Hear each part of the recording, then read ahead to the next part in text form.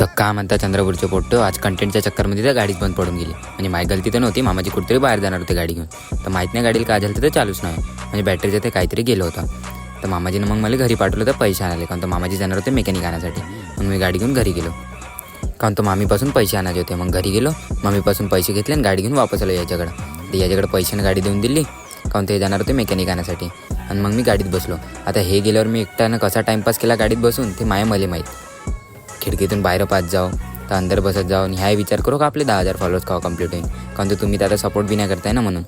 आणि पोट्टो काल चंद्रपूरमध्ये बहुत पाणी पडला आणि गारा बी, आणि संध्याकाळी ते लाईन बी नव्हती म्हणून मला काही पोस्ट करायला भेटला नाही व्हिडिओ. आणि मग आबाड बी आलं तर वाराधून बी सुटली, आणि मग मी गाडीतच बसून होतो आणि पाणी बी लागला.